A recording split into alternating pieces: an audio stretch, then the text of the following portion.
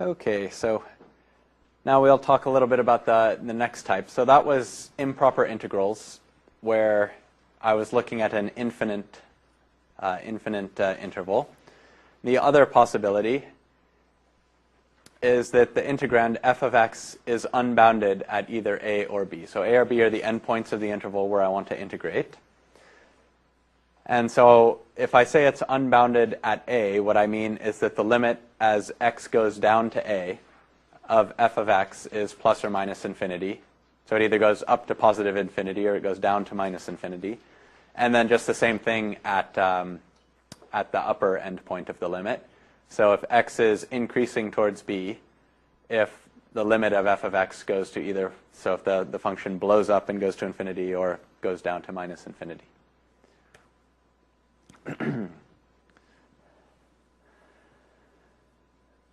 And so we're going to define this in exactly the same way. So instead of having an infinite value in the limit, we're just going to define this to be the limit as, so for the lower endpoint, as t goes down to a, the integral from t to b of f of x, or the integral goes up to b of the integral from a to t of f of x.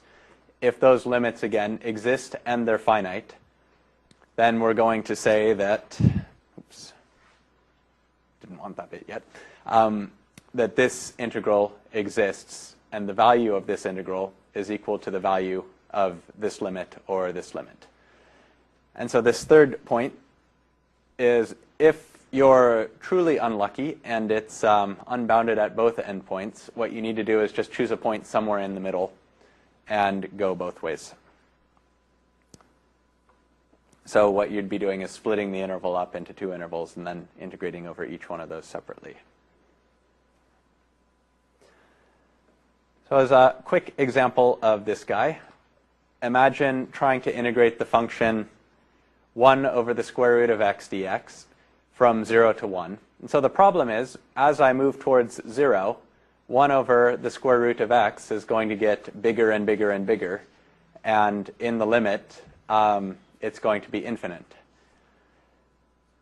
But I'm going to try and replace the 0 in the lower endpoint with t. So t in this case has to be some number greater than 0. So I'll integrate from t to 1. And then it'll be easier to integrate. I can use my anti-power rule if I just write it 1 over the square root of x as x to the minus 1/2 power.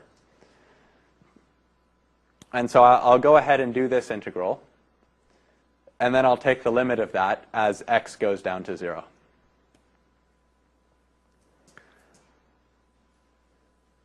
So evaluating my integral, I just have 2x to the 1/2.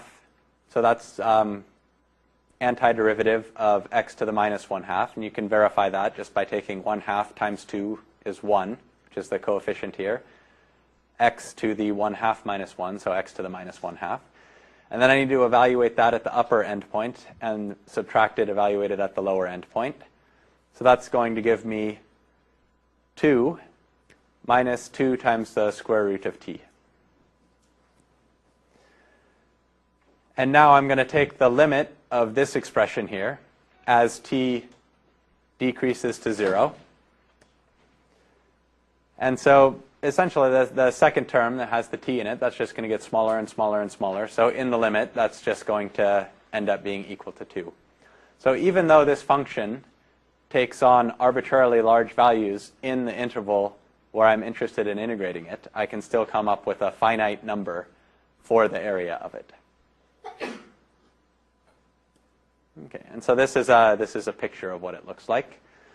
So in this lower square here, so from 0, 0 to 1, 1 square, that's half of the area. And then the area where it's got this curved side here, all the way up to infinity.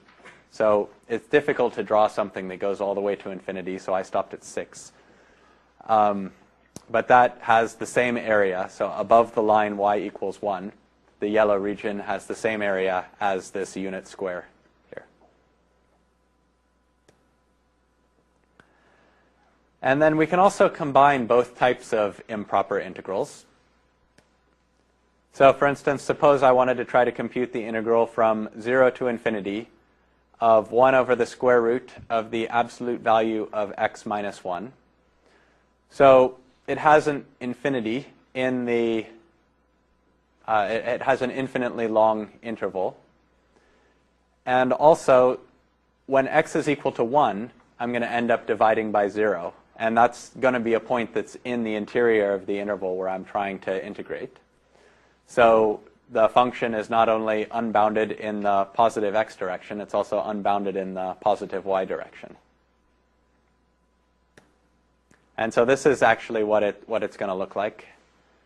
So at 0, it has a point of discontinuity. It's basically the limit of this function as I move towards 1 in either direction is positive infinity.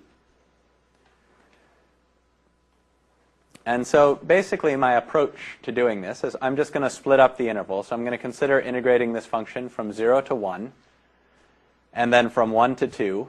And I'll use the second type of improper integral there, because that's going to help me handle this unbounded y direction. And then I'll add on the integral from 2 to positive infinity. And that'll be an indefinite integral of the first type.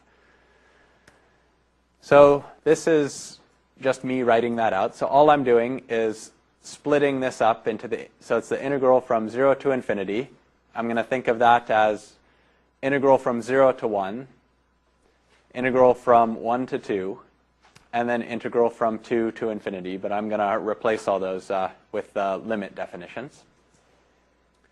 So if this integral exists, or for this integral to exist, all three of these limits have to exist and be finite. So let's just tackle them one at a time. So for the first one, if I'm considering values in the interval 0, 1, then 1 minus x, so remember I used to have an absolute value down there. 1 minus x is going to be positive already, so I don't need the absolute value. So I've gotten rid of those. And now this is just going to be 1 minus x to the negative 1/2 power. And when I find the antiderivative of that, I have to remember to use the chain rule because I have a negative x inside my function here. I end up finding out that that's equal to 2. So hopefully that's what we would expect because that's what we just did. So if you notice, this shape here is just exactly the same one we had last time turned around. Then I'm going to look at the next bit. So it's actually symmetric about 1. So it's not surprising that I end up getting the same value. But to be more rigorous about it, we can go through the steps again. So this time, if x is greater than 1, then x minus 1... did I write this backwards the second time? So x minus 1 is going to be the way to get a positive number. So if x is greater than 1, so for instance, if it's 2, 2 minus 1 is greater than 0. So I just flip the order around of these guys, and that lets me get rid of the absolute value. And then I just take the antiderivative. So this time, I don't get the minus sign, because here I had a negative x underneath my square root. Here I have a positive x underneath my square root, so it's going to be positive. And then I just end up, once I evaluate my limit at 2 and t, I get 2 minus 2 times the square root of t minus 1. And I'm taking the limit as t goes to 1. So when t goes to 1, t minus 1 is going to 0. So this second term is getting arbitrarily small. So in the limit, I can just say that's going to be 0. And I just end up with this 2 again. So far, so good. But now when I try and integrate my third integral, I have the same integrand as the second one. So the first step is pretty easy. And now I'm going to evaluate it at the upper endpoint and subtract this evaluated at the lower endpoint. And that gives me this expression here. But now I have a t I'm no longer dividing by t. You know, the power of the term containing the t, so t minus 1 is to a power greater than 0. And so this is going to get bigger as t gets bigger, and in an unbounded way. So if t is going to infinity, then the square root of t is also going to infinity. And so when I take the limit of this expression, as t goes to infinity, I get infinity. And so the conclusion I'm going to make from this is that the integral from 0 to infinity of dx over the square root of the absolute value of x minus 1 does not exist, because when I split it up into these pieces, one of them was not finite. And so that in particular, that means that if I took the limit of this as the upper endpoint goes to infinity, that's not going to be finite either.